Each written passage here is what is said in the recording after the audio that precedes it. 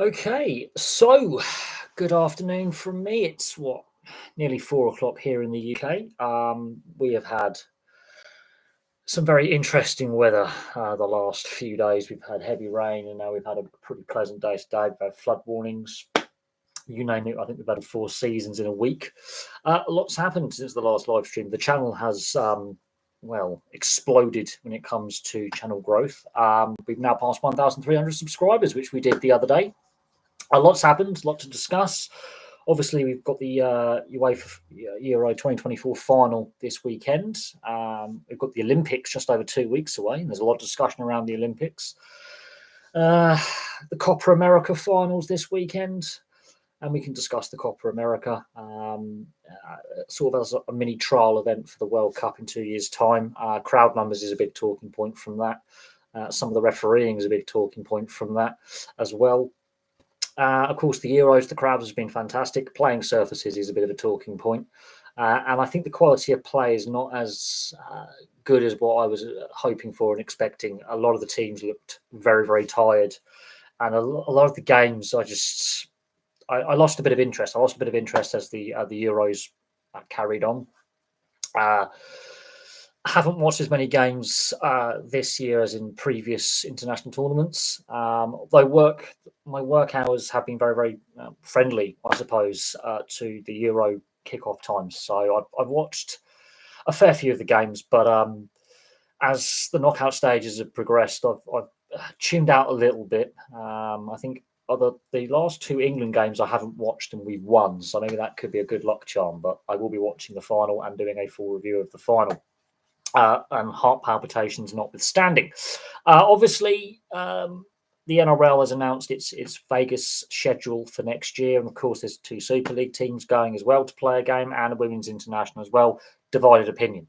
That has divided opinion. 4 games in one day. Will the American sports fans be able to cope with 4 matches in one day? Will the pitch be able to cope with 4 heavy duty, very intense matches in one day? What will the playing surface look like by game 3 or game 4? Considering it started to look a little bit knackered after just 2 games to start this year. Big discussion around rugby league and Super League in general in regards to the future and the direction the sport's taking. The finances, the TV deal, the IMG grading criteria, and the overall governance of the game by the RFL in recent years. It's been a hot topic in rugby league circles, obviously. Talking about that, Paul Kent and his sacking and guilty plea for a fray.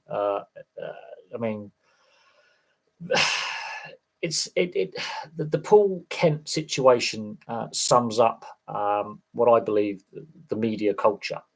And I'm not just talking about the sports media. I'm talking about mainstream media in general. It's exposed some really, I wouldn't say dark secrets, but it's exposed the culture within the mainstream media, within news desks, within publications, within mainstream media and TV.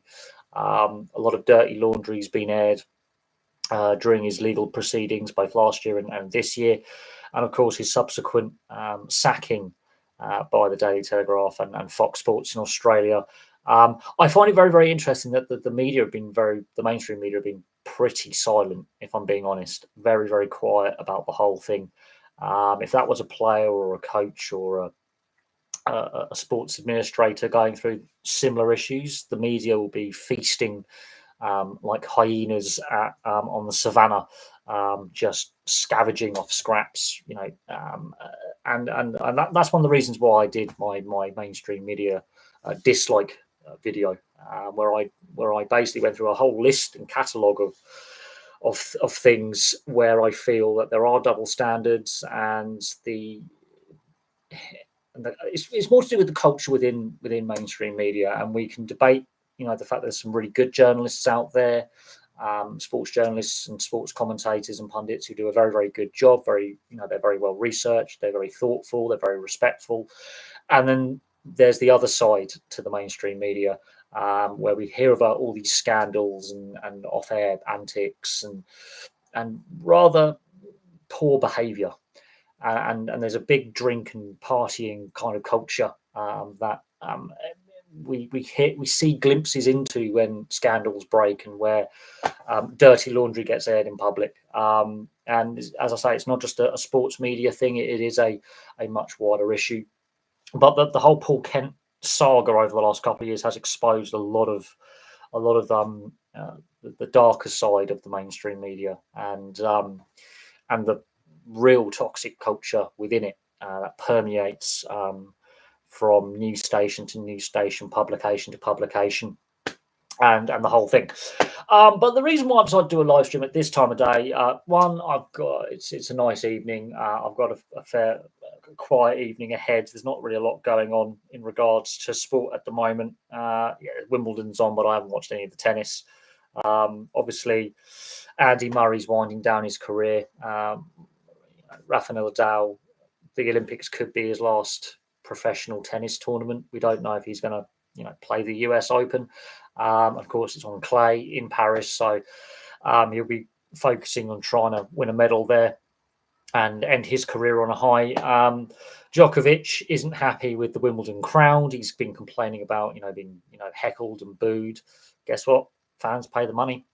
He's not a very likable character anyway. He is very outspoken, but he's not a likable champion like, let's say, Roger Federer or what Rafael Nadal became, Andy Murray, and some of the other top players. He's very outspoken. But the reason why we're doing the live stream, we've passed 1,300 subscribers. The channel growth in the last few days has been absolutely ridiculous. The view counts are still well up on where they were just a few weeks ago. So the view counts are significantly higher. And the amount of subscribers today alone, the subscriber count is continuing to tick over and climb. I've never had so many comments to go through. I haven't been able to go through every single comment that has been posted. So the comments section I have to go through, quite regularly. So that's been kind of fun. I find it interesting that a lot of my content, which is discussing Australian sports, seems to do very, very well, which does surprise me. I've got a lot of Australian subscribers. The view counts from Australia have been utterly ridiculous the last few days. Absolutely. The last year, more Australians have watched my content than any other nation. Even here in the UK, more Australians have been watching the channel and engaging in the channel.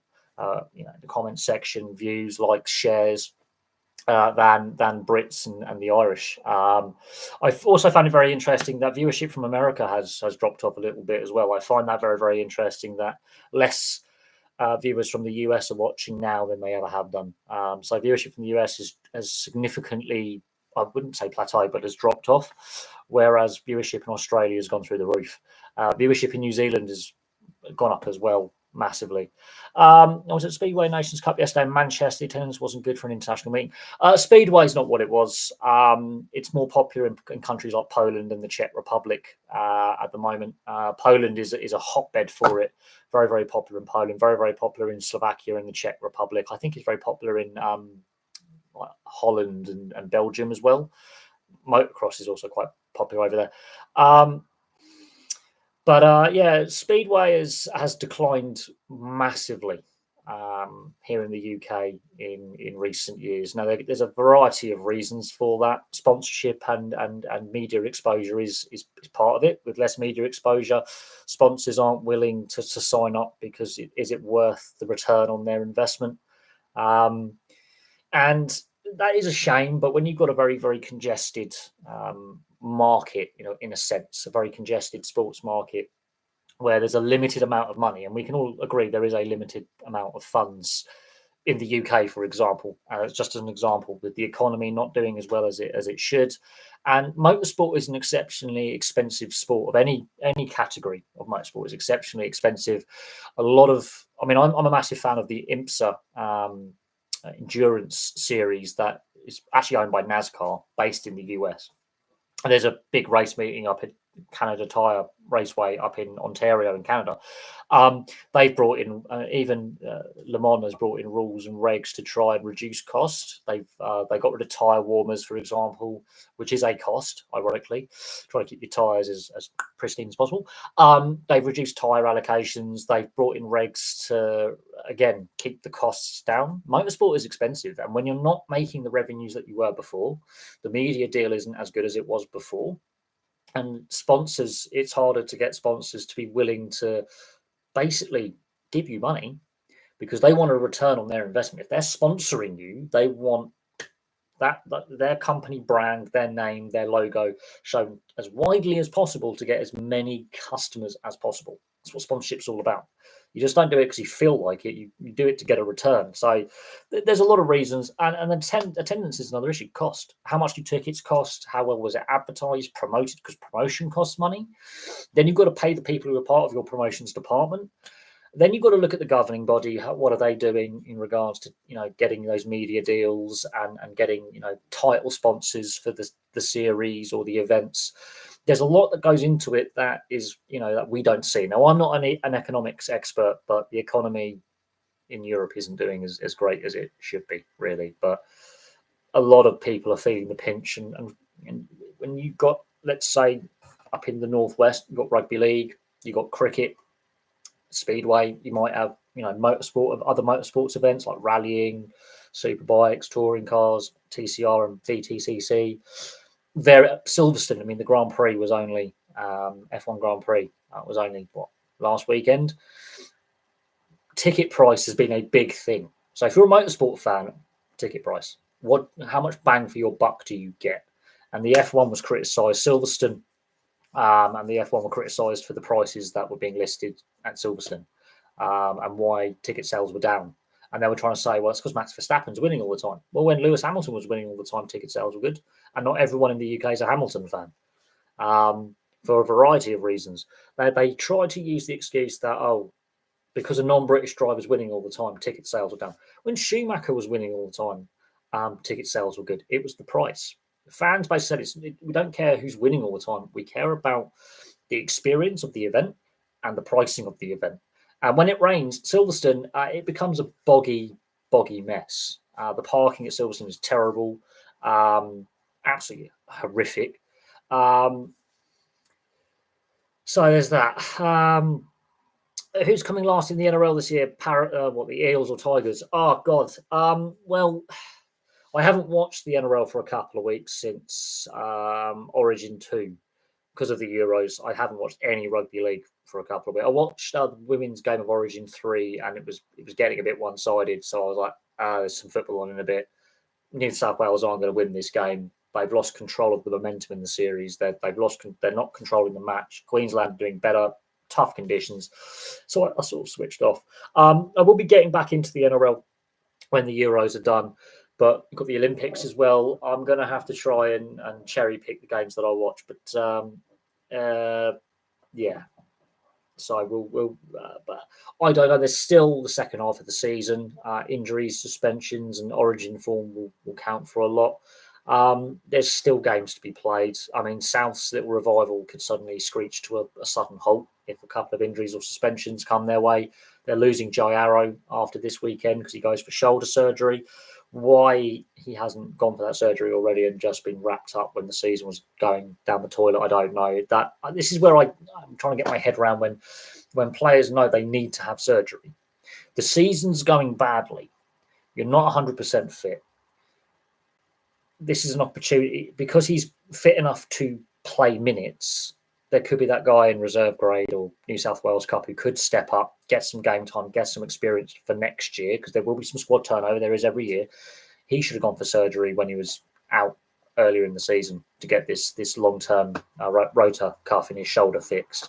The fact he's played through it has made the injury worse, which means the surgery is going to be more invasive. I understand players want to play and play as many minutes as possible, and there's obviously appearance bonuses and all that. They need to look at player welfare a bit more. If you're going to have an injury that requires surgery, get the surgery as soon as possible, rehabilitate as long as possible, prolong your career. You end up playing more games that way. So there you go. In 2 years, we got the World Cup.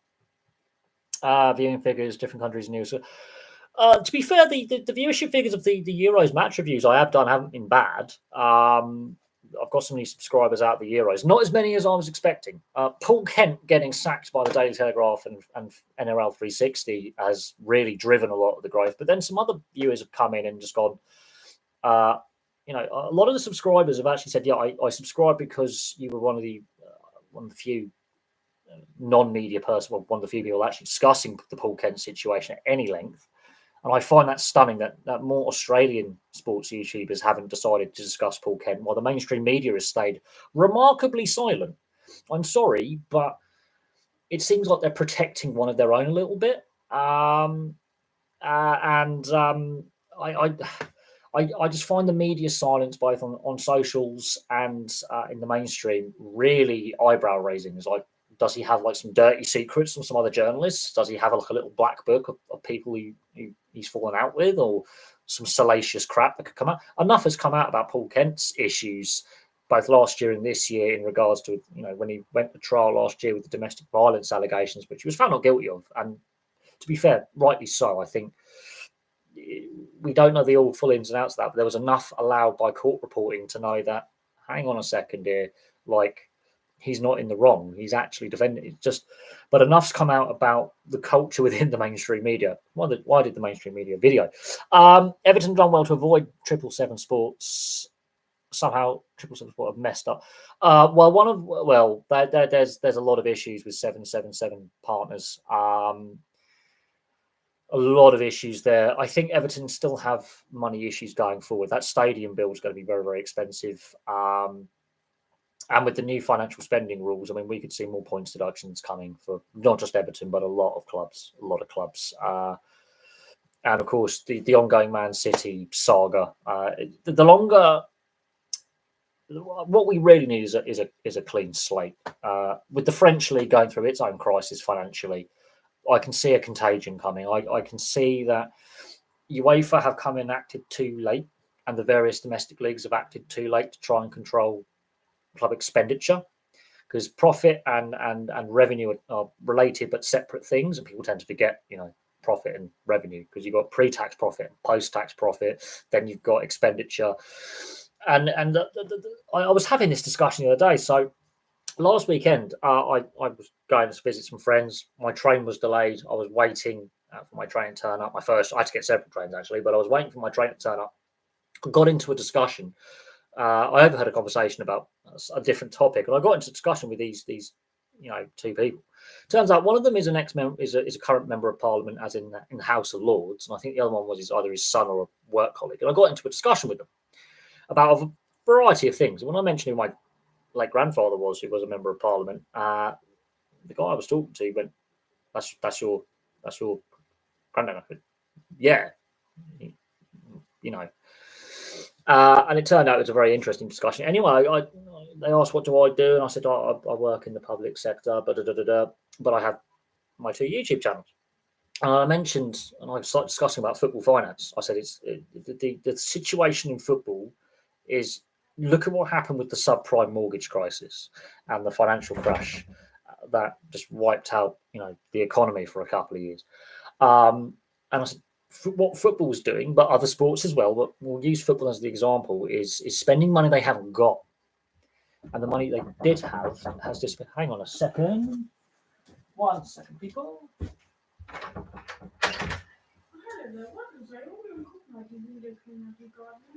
What's that? Are you on my own cooking or do you window cleaner? Not interested, but we have our own maintenance people who do it. Do they do wash windows? They do everything. We've got our own maintenance people.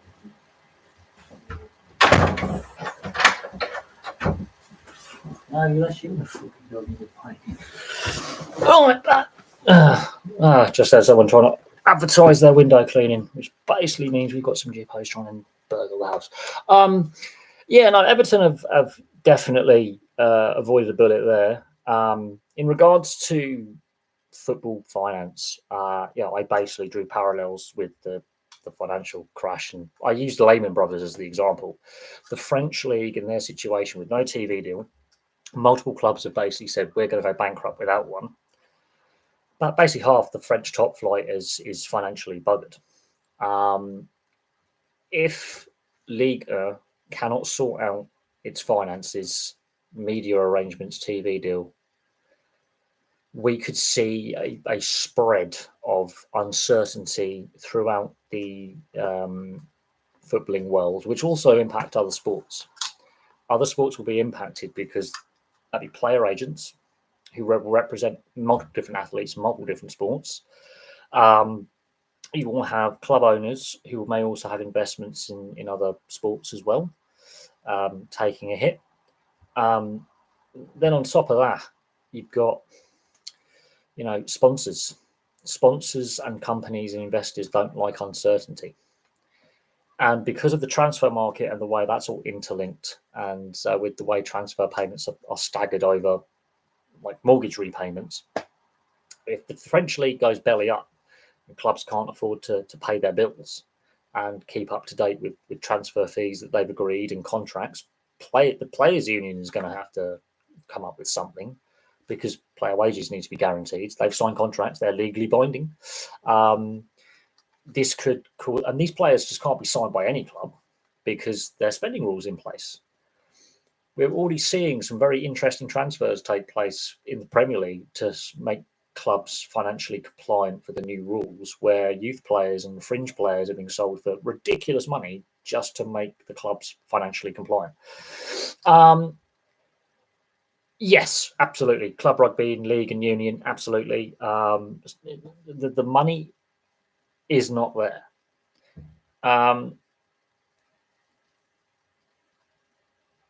So how put it mildly, the money isn't there.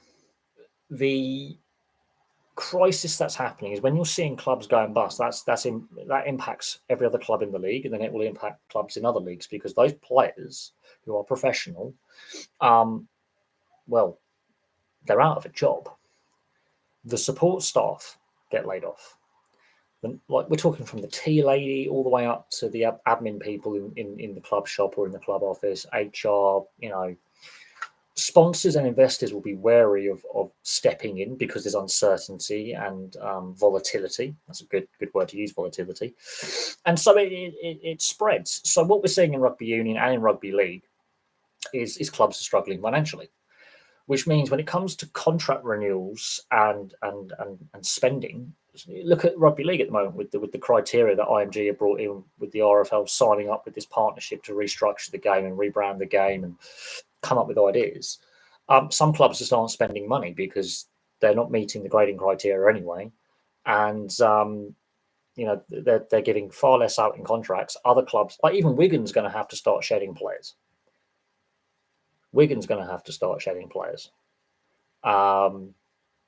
And that tells you when one of the wealthiest clubs in a sport, in a league, is like, we're not going to be able to keep everybody.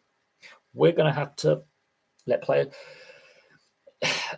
Now, other leagues have done better with the finances, better with financial regulation, salary caps, spending caps, transparency of a system.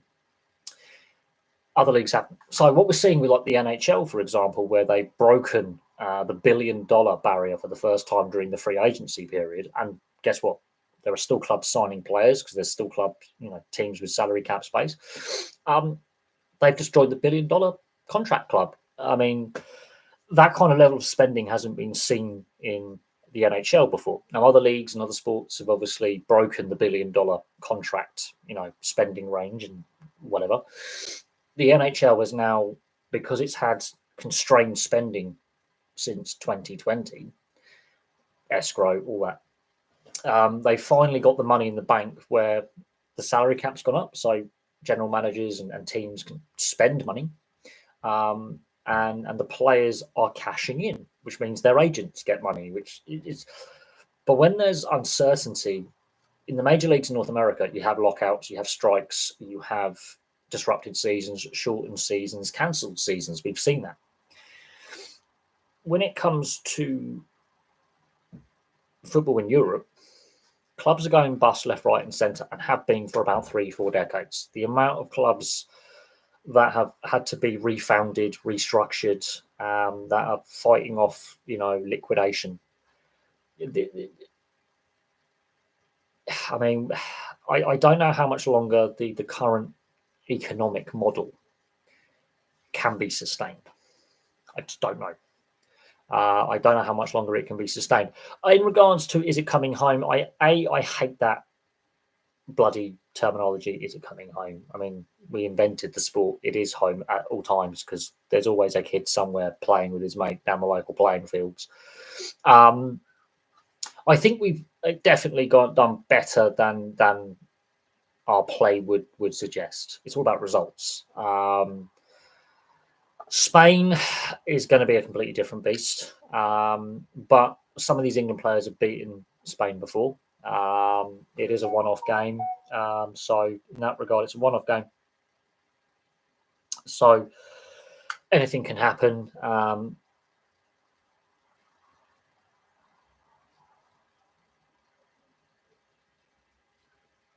Hang on a sec. The fact that Stade Bestois are in the Champions League, in what Stade? What Stade is? There's a lot of clubs in France called Stade.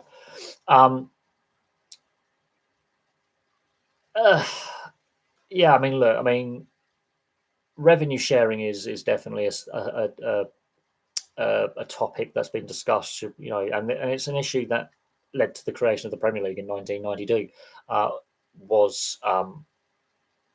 Was revenue sharing? Okay. Yeah, I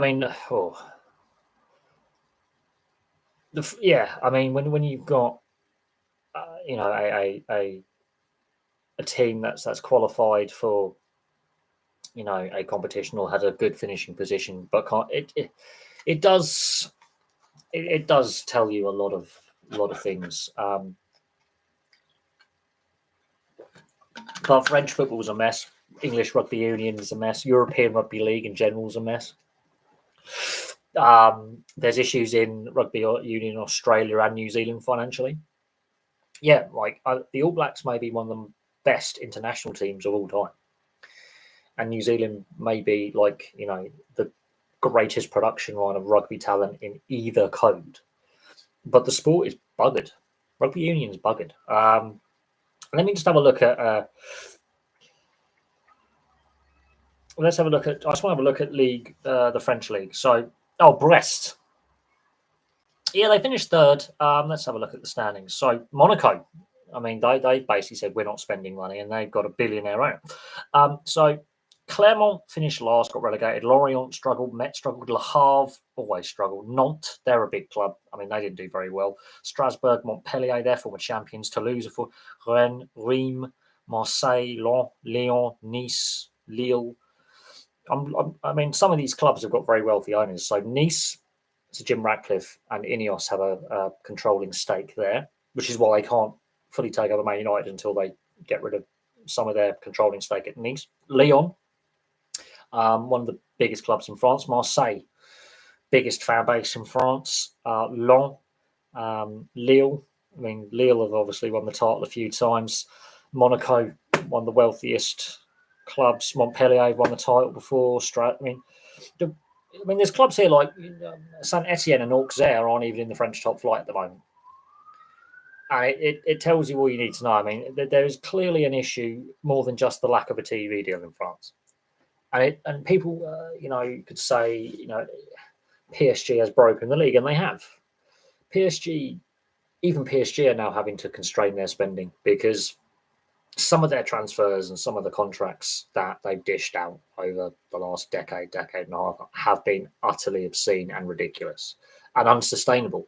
When Neymar went to PSG, I straight away, it was something. It didn't make any sense. Then we find out the situation that Barcelona find themselves in with their financial issues, and then it does make sense. And it's made sense ever since on a we need to get out of debt. We have an asset that can get us out of jail for a bit, give us some breathing space. But Barcelona have got a lot of problems. Real Madrid have a lot of problems. This is why the Super League came about, the idea of it, or this iteration of the Super League idea that dates back to the 60s, by the way. A European Super League or a British Super League, the idea of it dates back to before England win the World Cup in 1966. So, and I've got magazines that discuss it, and football programs that discuss a British or European Super League 60 odd years ago. So when we had the European Super League idea come up 3 years ago and be made public, and they tried to, set it up they wanted it to be played from next year. That's what's ridiculous. They wanted the European Super League in place for next 2025. That in itself, raised a few eyebrows, but the idea is not new. Never has been. It's always been there in what we would class the modern era. So post Pele and Charlton onwards, the modern era, the idea of a European Super League has been there. It's been brought forward a few times, and we always seem to narrowly avoid it. But it has, the sport has evolved, and not necessarily for the better. The quality is not as good as what it was 10, 20 years ago. I think the quality of what we're seeing is less now than what it was before. I think players are overcoached. I think the game has evolved and changed, and not always in a good way. You're not rewarded for being a flair player anymore. All I'm saying is Barcelona's the luckiest team ever. How do you produce Pedri, Gavi, Ferran, Torres, and simple. They were constrained in the transfer market because they had no money, and they had to really invest whatever money they had available in their youth system. They had no choice. They had to go with the youth policy. They just cannot sign the big superstar players anymore. Well, they can, but they had to give a lot of these younger players game time potentially before they were ready and thrust them into the limelight. And they got minutes because there was no choice. How they get lucky like that? I mean, it's like United with the class of '92. You could argue, some of the German clubs that have got lucky with a lot of their youth systems. You could argue quite a few English clubs have been pretty good with having a group of players coming through at the same time or within a small time frame of each other. And then you can look at other sports. So in the NHL, they have a draft. In the NFL, there's a draft. NBA, there's a draft. Major League Baseball. The North American sports have a draft system. And some teams seem to do quite well by when they're looking at developing talent, recruiting talent. If you have a draft system, so the junior leagues do the development, and then you get your pro scouts out there and your amateur scouts out there, and you pick up players. Detroit, the Red Wings were very good in the 90s and the 2000s. There's a reason why they won 4 Stanley Cups in my lifetime. There's a reason for that. The Colorado Avalanche, there's a reason why they've won 3 Stanley Cups in my lifetime. Not only did they draft very, very well and get very good young players into the system, they also signed up some pretty good veteran players and seasoned professionals to give that experience to those young and guidance to those young players, with having pretty good veteran players as part of the system. The Vegas Golden Knights, they've only missed the playoffs once in their existence.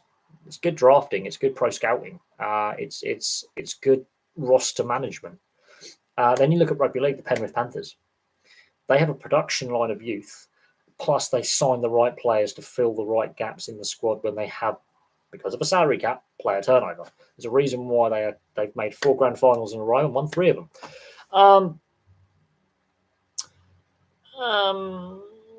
Yes, but Spanish football has, in general, a very good youth system across a lot of clubs. A lot of clubs in Spain have a very, very good youth system. And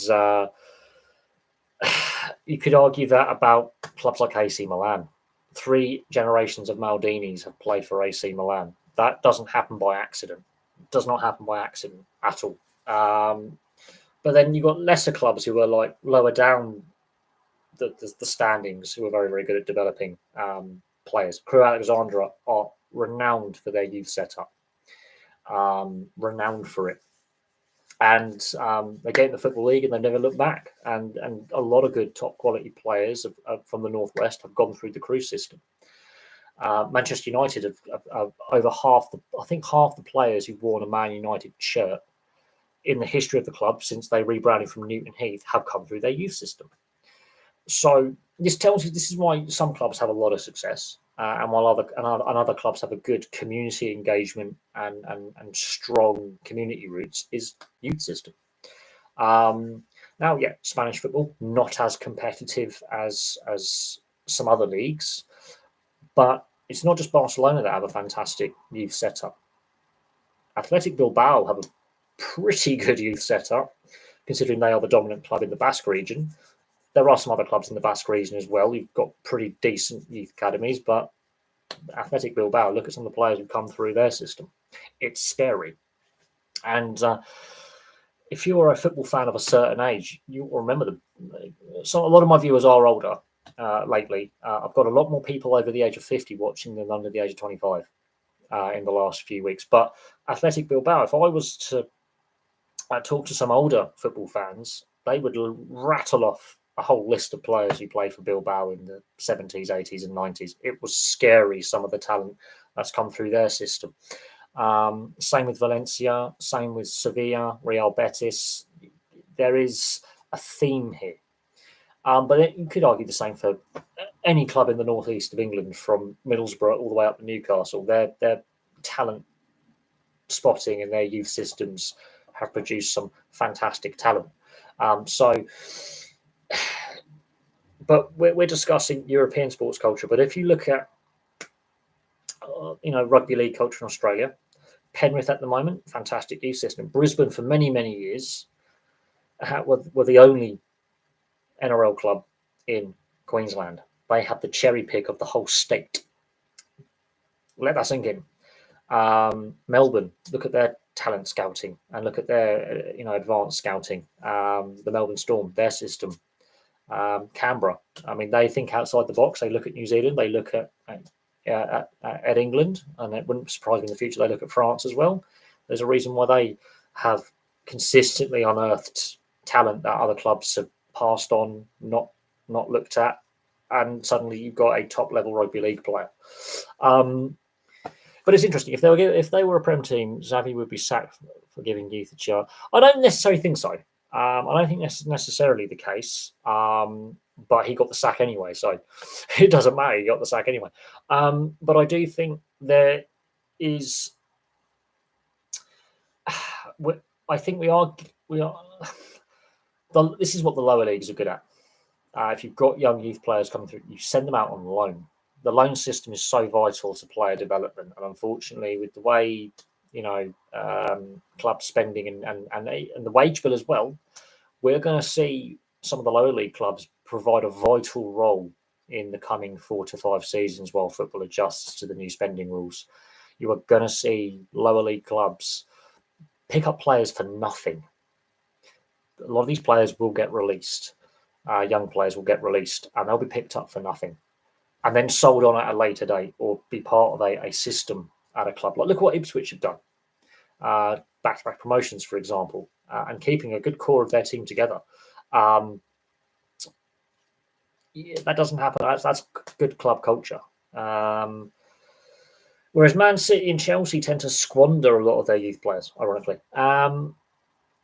Yeah, I mean, look, again, Weston-super-Mare is not really known as a sporting hotbed in Somerset, and Somerset's more famous for its county cricket club than football clubs. I mean, Yeovil's the only professional club in Somerset that I can think of off the top of my head. And you've got Taunton Rugby Union Club.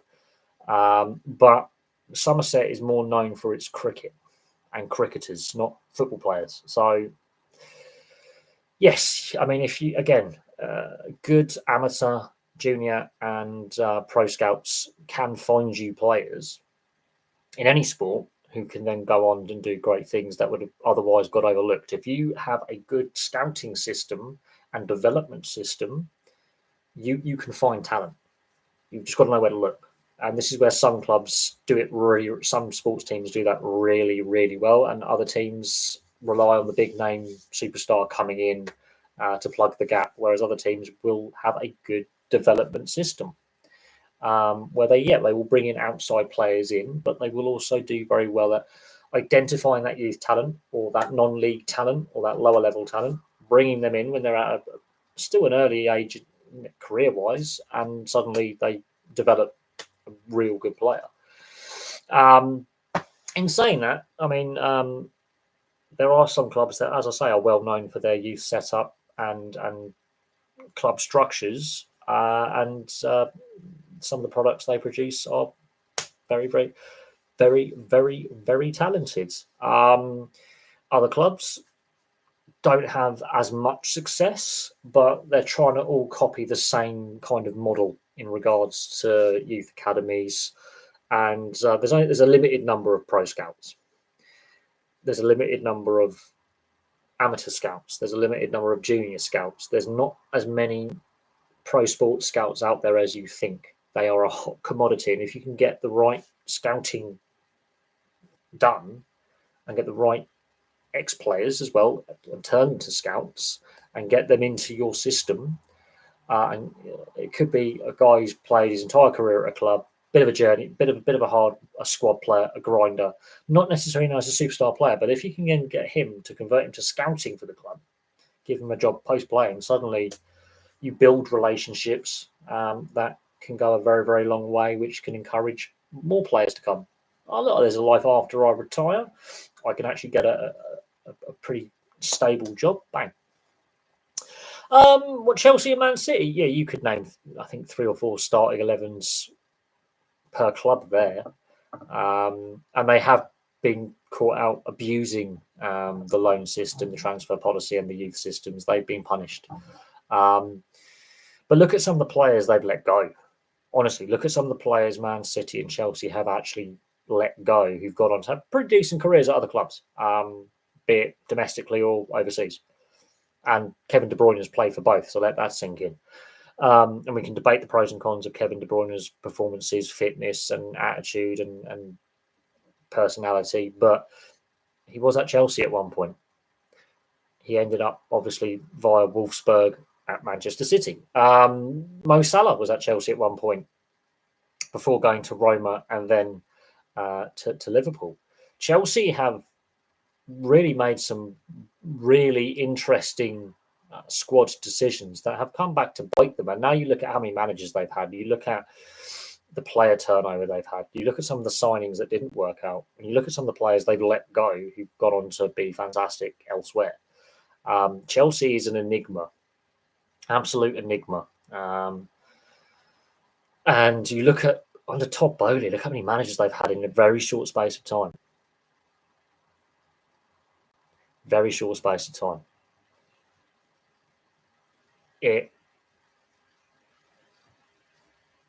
Owners and the fans, to a lesser extent, don't have the patience. I think part of the problem is when money's spent, there's an expectation of success as quickly as possible. It takes time to build a winner. It doesn't happen overnight. Does not happen overnight. I mean, there was a point, and I'm going to use the Penrith Panthers as an example. They were bad for many, many years. Really bad. But they had the youth set up. They had a good youth structure. They always have had a good junior base, have Penrith. I'm using the NRL as an example. But they couldn't quite structure a really good, broad base of junior clubs and amateur clubs where within their catchment area, because obviously under rugby league in Australia, that's how it goes. But they had this really wide-reaching base of talent, a talent pool basically they could cherry pick from, and they couldn't utilize it. The structures weren't right, but they had the foundations there. It took Gus Gould coming back to the club, restructuring how they identified talent, getting the right talent scouts in place, getting the right systems in place. Look what's happening at Canterbury now. They've gone basically a decade of failure. They're in the top 8. And again, they've tapped into, we have a great junior base. We have a great club culture historically. You get someone like Gus Gould in, and he's controversial in his own right, but you get someone who's done the same thing at another club, completely restructure it. The Warriors, a whole country has their junior base. Gus Gould went there for a bit. Last season, it paid off. And they're starting to, again, identify that talent again. So it's all well and good having the junior setup or the reserve setup or whatever it is, the talent, you've got to have the structure and the pathway to not only identify in your own back garden, in your own backyard, we have the talent here, but create the pathways and the coaching and the scouting to then get them from playing amateur or Sunday league or whatever sport it is to playing for the big boys in front of a packed stadium, 10, 20, 30, 40, 50, 60, 70,000 fans, whatever the sport may be, and getting from cradle to playing to post playing. Yes, they've got the right coaching in place, they've got the right structures, they've got the right scout, but they didn't have that all in one. They didn't all have it together. They had bits of and pieces, and they completely overhauled their junior system to the first team.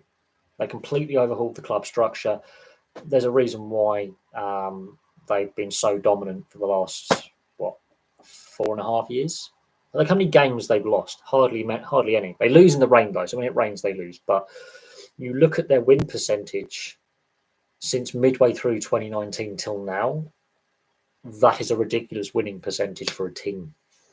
And look at the players that are out injured, suspended, and have moved on. That is ridiculous. 2,000. So about 690 subscribers time is the next forfeit. Where I'm going to get a Burnley kit from, I have no idea. But yeah, 2,000 subs. So when I last checked, the channel was sitting at. Let me just have a quick little look at my last check. So when I got in from work a couple of hours ago, the channel was sitting at. Oh, okay, we've gained 2 more subscribers in the last since I started the live stream. I started the live stream 46 minutes ago. Yeah, gained a couple more. So we're currently sitting at 1,312. So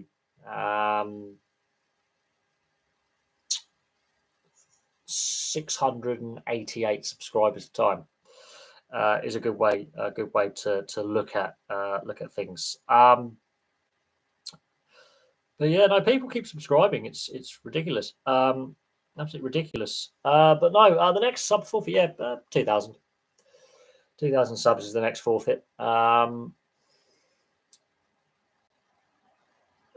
back to owners and fans not having the patience, I think the media does tend to whip up things. Social media tends to whip up things. But yeah, owners, expecting results immediately, it doesn't happen like that. It does not happen like that. Manchester United, if it wasn't for the class of '92, would have not dominated the first half of the Premier League era. They needed the class of '92 in order to suddenly go from a pretty good side to a regular winner. So Fergie was under a lot of pressure in his first 3 to 5 years. He nearly got sacked on 3 separate occasions. From when he takes over to winning his first league title, he was under a lot of pressure.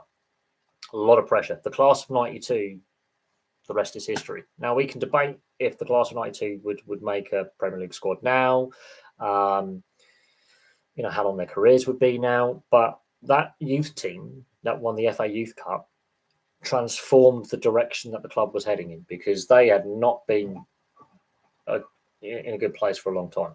And it's the same with Liverpool. It took the right manager to come in, and then a right amount of restructuring, getting the right players, promoting the youth players in as and when, and building them up, like Trent Alexander-Arnold and Gomez, for example. It's just 2 examples that Liverpool have, come through their system. I think Gomez might have played at another club, but he's developed. But Trent Alexander-Arnold, for example, Elliott is another one. Getting them to come through the ranks, plus adding the right pieces, plus getting Jurgen Klopp, they become pretty successful. It didn't happen overnight. There were some struggles. There were some issues there when he comes in. Took him a little while. They were pretty successful. Not as successful as I think they could have been. Obviously, we know the Man City side of things. But from where they were to where they are now, yeah, they're a much better side. Much, much better side. When he takes over to when he leaves, yeah, the transformation's there. The foundations are there. Arne Slot has got a very stable club with in the right place to take over. It's going to be difficult for him to follow Klopp, but because Klopp was there for less than a decade, I think that transition will not be as painful than the Fergie transition to what Man United have now, which has been an absolute mess. Yeah, Crew Alexander is still churning out players who come through their system. And I don't know how many ex-Crew players or ex-Crew Academy players are in the Premier League, but they are still churning out players who become pretty decent professionals. They're renowned for it. They've been doing that for forever. And again, where they sit, obviously they've got to try and compete to attract players to the club. They've got to compete with a lot of clubs in the Northwest. It's a very congested market. It's a very congested area where you've got a lot of sports teams and a lot of sports wanting to identify athletic talent and wanting to get that talent to sign up. But then here's where football was lost out on talent in England. Herbie Farnsworth. There's a name. I think he was born near Burnley. Was part of the Man United academy. Transitions to rugby league, and now he's one of the best centres in the game. One of the best young players in the game. If rugby league was a bigger sport, he would be on millions and millions and millions of dollars or pounds a year. He's on a very team-friendly contract at the Dolphins. But the Brisbane Broncos identified him as a talented athlete, fly him out to southern Queensland, and the rest is history. And he's one of England's best rugby league players right now. He's one of the best outside backs in the game. Goes a bit under the radar, but he's a fantastic player. One of my favourite players right now with how he plays the game. He's a really good player. But that's football's lost his rugby league's game. But then you look at players like Jimmy Anderson in cricket. I remember his first Test match at Lord's against Zimbabwe in 2003. 21 and a bit years later, he's playing his last Test match against the West Indies. I'm surprised he's not playing the entire domestic summer at Tests and then leaving at end of August, end of September. But that's the direction Brendan McCullum wants to take the team. With Bazball, I think having just this one test, last test, I would have let Jimmy Anderson go out right at the end of the domestic season. But Jimmy Anderson's been just look how ridiculous Jimmy Anderson's been as a player. Fantastic, just a fantastic player. There were times where people say he was not going to make it. He was too inconsistent. An untamed raw talent. Yeah, he's one of the best bowlers of all time. The best fast bowler of all time. Ridiculous. McGrath, he's left in his dust. There are no other fast pace bowlers who are going to get anywhere close to the wicket title he has. But yeah, his wickets per game average is less than McGrath's, but McGrath played a lot less tests and took a lot less wickets.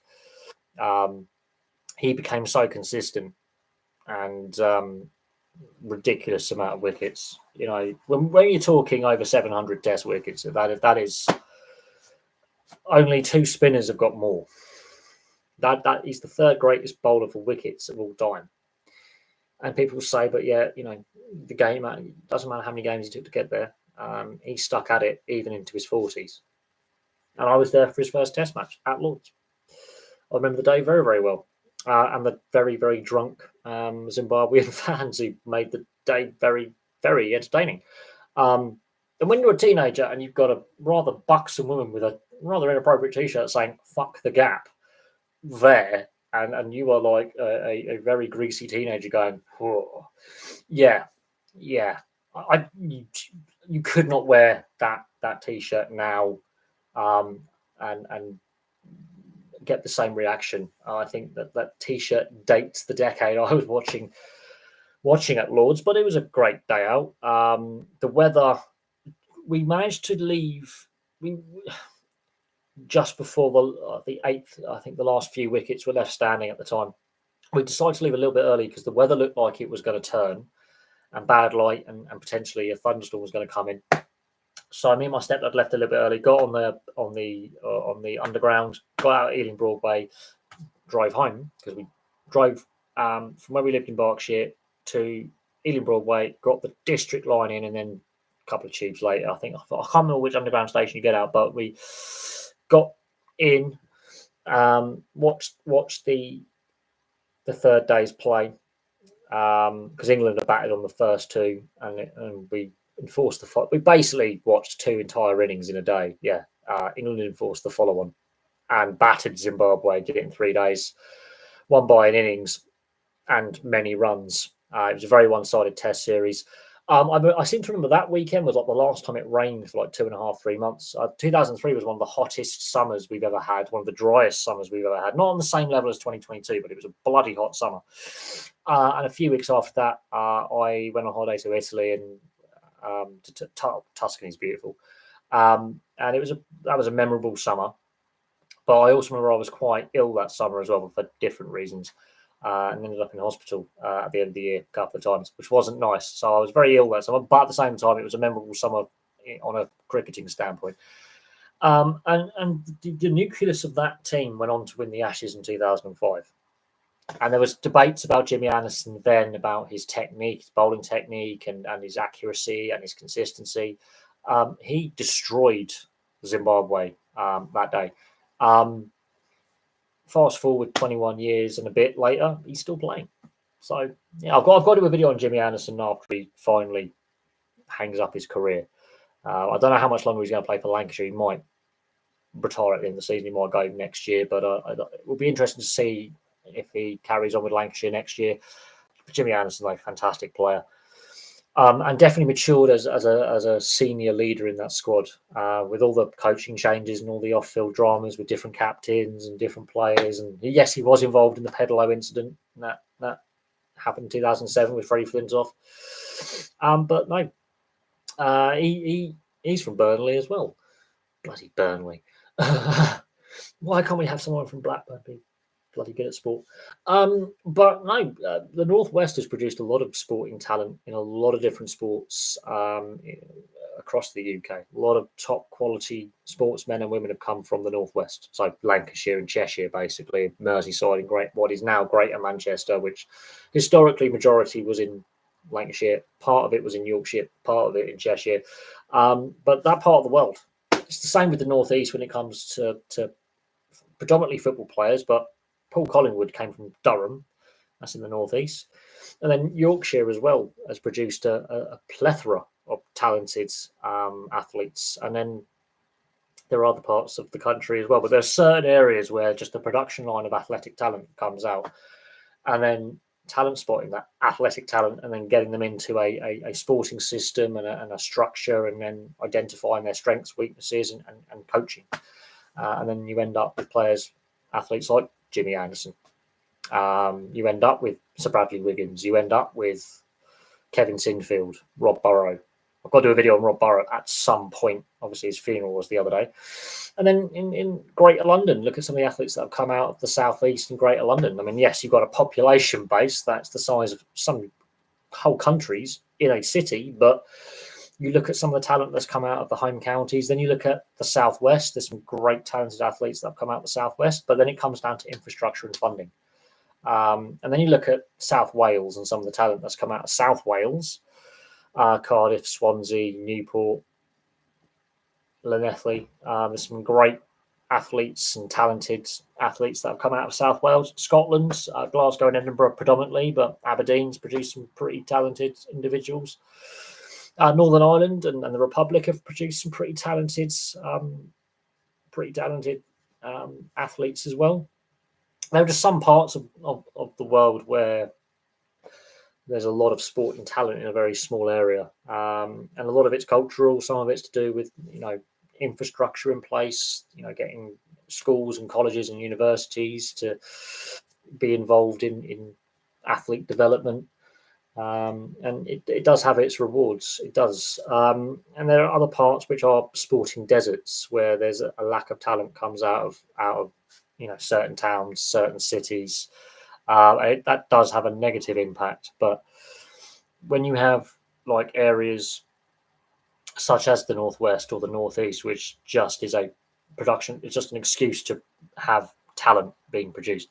It does make you go, wow. It really does make you sit back and admire it. But then, um, as you say, the rest is history. And then, yeah, certain sports teams just do really well at identifying that talent, getting them into their system, and then promoting them through the age grades or the reserve teams to the first team. And as they say, the rest is history. But yeah, it's still interesting. If it wasn't for the fact they were big, I wouldn't say Barcelona are lucky necessarily. They have, as I say, really done well in again advanced youth scouts, amateur scouts, and pro scouts. Scouting is such an overlooked component to professional sport. It does get massively overlooked. Without good scouting, not only would you miss out on a lot of talent, you don't know what your opponents are looking at either. I seem to remember. I remember when I was at school, there were rugby union and cricket scouts would regularly come to our school matches, and there were some internationals that did come out of my um, my school. We had cricket scouts, we had rugby scouts, we had some field hockey scouts as well. There was some scouts looking at the Olympic program, the Commonwealth program. There was definitely certain players there was always scouts wanting to get players into academies. And yeah, my old school has produced quite a few talented cricketers and rugby union players and field hockey players over generations. And gone on to represent England, Great Britain, Australia, I think South Africa, New Zealand. There's quite a few Commonwealth nations have had players scouted and brought into academies, and the rest is history. When I was at school, there was a couple of lads in rugby union academies. There was one lad in Southampton's football academy. And there were a couple in Middlesex and Surrey's and Hampshire's cricket academies. So, and again, they will be scouted because the rival teams would also scout to see how they were doing outside of the academy kind of structure. And yeah, scouts were there and they were taking notes and they were looking at how they performed in attack, in defence, in the field, their fitness levels, their skill levels, how they were developing. They would have regular meetings with the coaches. So yeah, talent scouting is a thing, and it does get overlooked. And then again, some clubs, some sports teams have just world famous structures in place and academies in place that just the production of talent, and some countries as well. There are some countries around the world where they just have fantastic athletes and great infrastructure in place, fantastic infrastructure in place. And that does take a lot of investment. It's not cheap. It just doesn't happen. You need to invest as well in order for that to pay off. Investment in the infrastructure is vitally important, and sometimes it can get overlooked, and it is. I think in the future we are going to see more teams,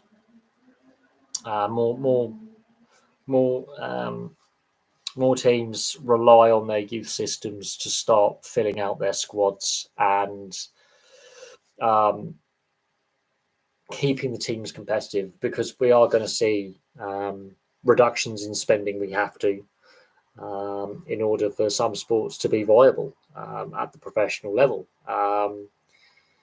So what we've seen with rugby league, with getting IMG involved and the criteria, and the direction and the grading that the sport's taking, I'm not surprised that Wigan and Warrington have decided to sign up for the Vegas weekend, and that's been divisive. That's been a very divisive topic. Is the fact that two Super League clubs are going to be playing a competitive match in Vegas at the beginning of March next year. That has divided a lot of fans. And one of the comments said, "What's going to happen to the Magic weekend?" Well, another thing that's divided and actually annoyed a lot of fans is moving it from St James's Park in Newcastle to Ellen Road in Leeds. I'm not saying Ellen Road's a terrible stadium or Leeds doesn't deserve to have that kind of sporting investment, but it's not centrally located. The stadium isn't as big. It's not as a high. St James's Park is a higher quality facility with better transport links, better links for accommodation, food, drink, transportation, the whole lot. St James's Park is much more suited to hosting big events on a regular basis because of the surrounding infrastructure in the city. Ellen Road is in an industrial area of Leeds, and there's not a lot of support infrastructure that is there. Leeds is a fantastic sporting city, very successful sporting city. Some great athletes have come out of Leeds. Some great players have represented Leeds United, Leeds Rhinos, Yorkshire Carnegie, formerly Leeds Rugby Union Club. You've got Headingley with cricket. Leeds is a fantastic sporting city. Ellen Road is unfortunately not in a great location within said city. It's still not a bad stadium. I'm not going to knock Ellen Road. It just needs a bit more TLC and a bit more investment. But the RFL's decision and with IMG to move Magic Round from St James's Park to Ellen Road hasn't gone down well with fans. This decision to take two Super League clubs to play a competitive match in Vegas during the NRL opening weekend hasn't. I understand the Super League's thinking in trying to increase brand awareness, grow the product to a wider audience, get people engaged because of the financial situation the sport finds itself in right now. But where does that leave the World Club Challenge at the beginning of next season? Where does that leave potentially Magic Round, Challenge Cup? How's that going to impact fixturing? How's that going to impact preparation?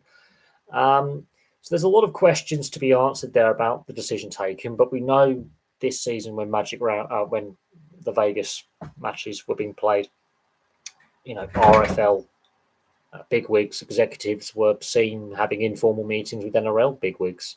There was RFL and Super League representation there. I believe IMG were there as well. So this hasn't just happened where two clubs have gone, we'll take a game overseas. This has had some planning, some thought, and we can debate the pros and cons of the NRL wanting to organise 4 matches on the same day in the same stadium.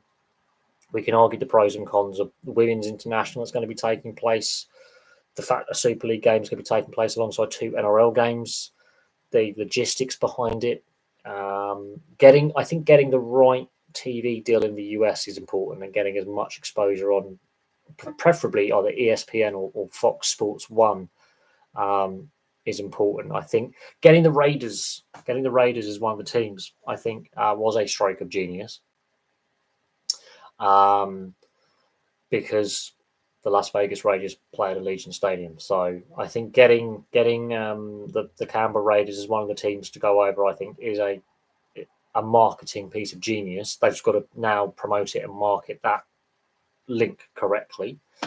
Getting 2 Sydney teams as well, a challenging team and the current champions is again a real piece of genius to getting the Sharks and the Panthers to sign up, getting the Warriors to sign up. I mean, the whole nation's behind them in New Zealand. So I think they've got the teams right. People are going to complain, well, why is Melbourne Storm not there? Why is the Dolphins not there? Cowboys, another Queensland team, well-supported Queensland team.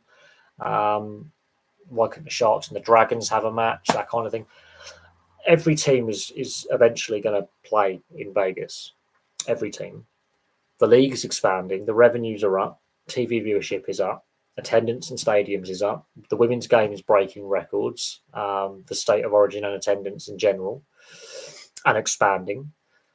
And I think Super League and the RFL realise that they're going to be left considerably behind with global exposure, and you know, it's an opportunity for them to also showcase the best that Super League has. And Warrington and Wigan obviously played in the Challenge Cup final back in May. Was it May? Was it May or was it June? Well, they played the Challenge Cup final a couple of weeks ago. They're two of the top teams in the country. We've got the Sam Burgess link. So you've got a Super League and NRL link with Sam Burgess. And he's obviously a reasonably well-known individual. There will be people in US sports fandom who do know who know who Sam Burgess is. And so you can, get behind that and get the wheels turning there. I do think getting Russell Crowe and Hugh Jackman to do a bit more promotional work this time, I think they could do better with the promotional aspect of it. I think having it not long after the Super Bowl in Vegas, overshadowed it a little bit, but Vegas is used to hosting massive sporting events and just massive events in general. There's a lot of construction going on in Vegas with new hotels going up. The fact they've announced it a lot earlier this year who's going allows more time for fans to prepare travel, accommodation, and get their tickets and get their merchandise. The fact that the NRL was committed to a 5-year plan, I think, from what I can gather, very few American sports fans have had a negative experience with the whole thing. A lot of them were pleasantly surprised. A lot of fans in attendance at the games this year were American. Yes, there were a lot of Australians and Europeans there and Kiwis there, but there was a lot of sports fans there who were American. Whether they were local or not is another thing, whether the locals in Vegas bought in, but because they're so used to seeing so many events take place in their fine city. But no, it's definitely, I think there's still room for improvement in regards to the NRL taking games to Vegas. There's a lot of risk attached to it, absolutely. But you would think the Americans would go, well, these guys are being bold, brash, arrogant. They're taking risks. That's a very American style of traits there. And, with no risk, there's no reward. And I do think, there's room for improvement in regards to the products. There were some areas where I think they could have got things better. And I think the domestic broadcasting in the US is one of those areas they do need to get right. And if they get that right, then sky's the limit, and the world's their oyster. They could really get some really good. They're aiming for maybe 2% of market share in the US. 1 to 2%. That's still a lot of people. That's more people than the population of most of Australia. So they got 1 or 2% of fandom in the US to buy in, and Canada. They've made a win there. They're not expecting to convert every NFL fan or every NHL fan or NBA fan to the product. They're expecting to get some interest. And the way the games were played back in March, the pace and intensity was, as I said, international state of origin level of brutality. And now you've got two of England's biggest clubs. They're going to want to prove a point. They've got a rivalry as well. I mean, Wigan St Helens may be the better game to take personally, but it's Wigan Warrington. They're built. They've got a bit of a rivalry going as well. Cheshire versus Lancashire in a way. They're going to want to go hammer and tongs at it. They're going to want to really compete. So there's definitely a lot to think about in that regard, but it's creating discussion. It is creating discussion. Anyway, I'm going to finish on obviously the Euros final, Spain, England, in Berlin. I was asked, is it coming home? There's a very good chance that yes, it could. Spain are, in my opinion, the way they've played in the tournament, apart from that second half against France, for the most part, Spain have been pretty good. I think Spain I've got still room to improve. That's what's scary about this Spain side. In regards to England, they're starting to play a bit better, but at the same time, they're still well off of what they're capable of and the potential of this team. They're well below their potential. Whether Southgate stays on after this or not, I don't know. Most likely, I think his time in charge is coming to an end.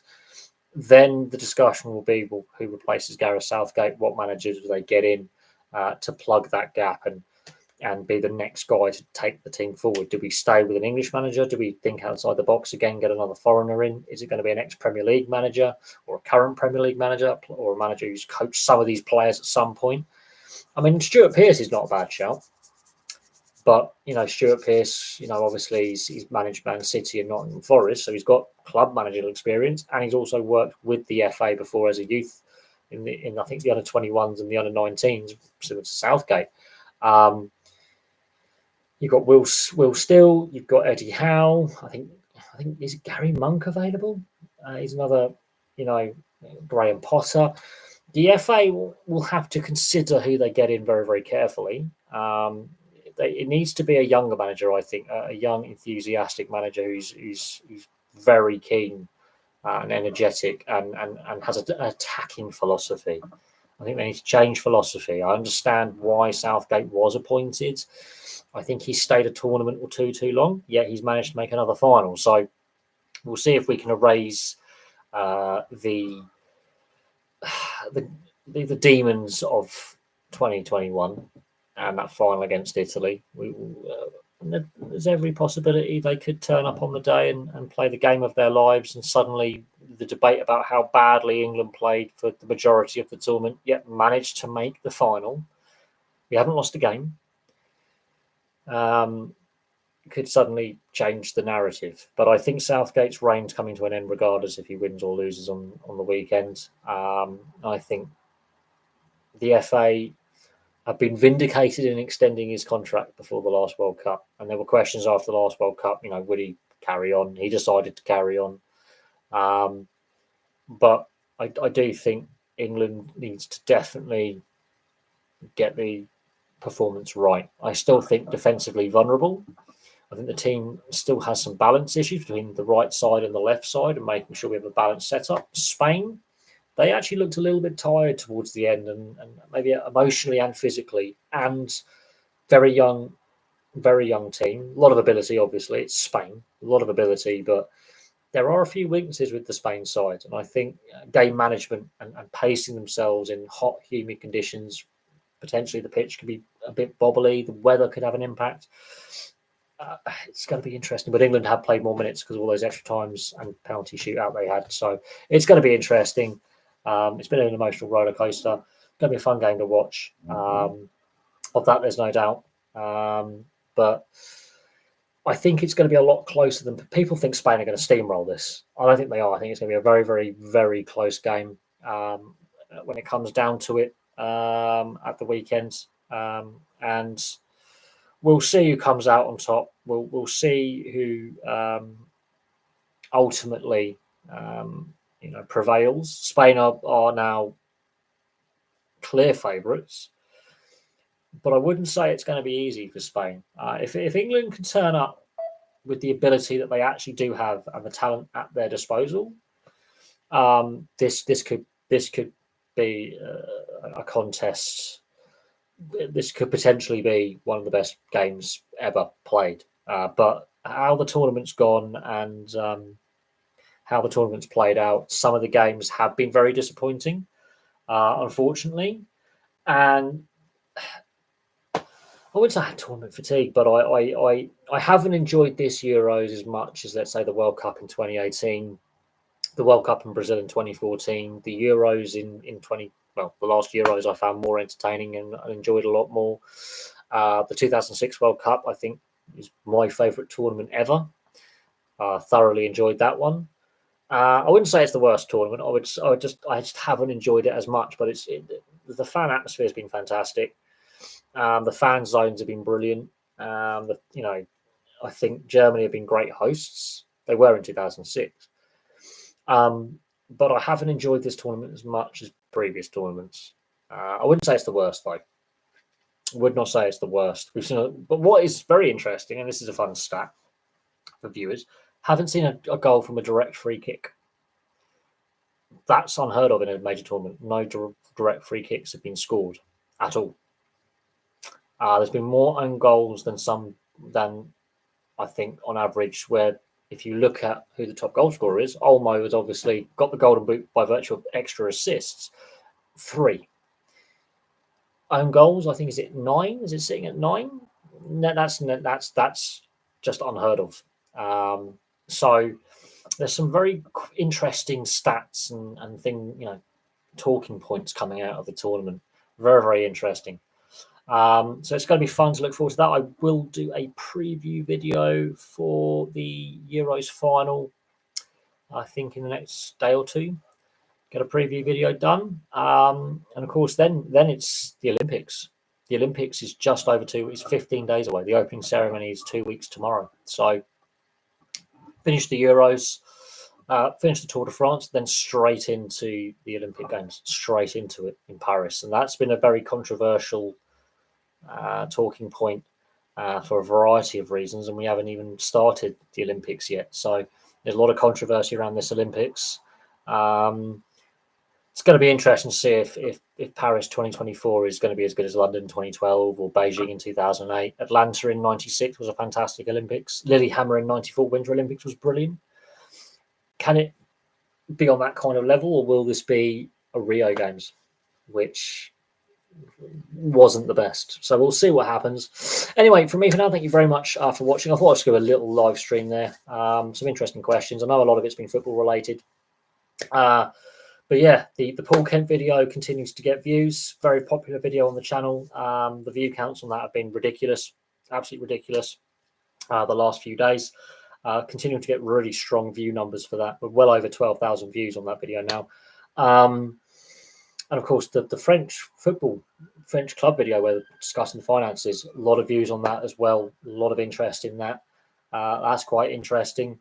And the fact that big French clubs could be going out of business. Clubs that are qualified for the Champions League, Europa League, and Europa Conference League are struggling financially. It's about half the league could go bust within the next 6 to 8 weeks. Is very troubling. The French Football Federation and Liga need to sort out a TV deal that pays some money, because there's just no money in the game. And the French league goes belly up, and clubs go belly up, it will spread to other leagues. Other leagues and other sports as well will be vulnerable if one of the top leagues in the world has this kind of problem. Imagine the devastating impact it'll have on Belgian football, Swiss football. It could spread. It could spread. So anyway, I'm going to leave that there. Thank you very much for all the questions and views, and I'll have more content for you guys coming very, very soon.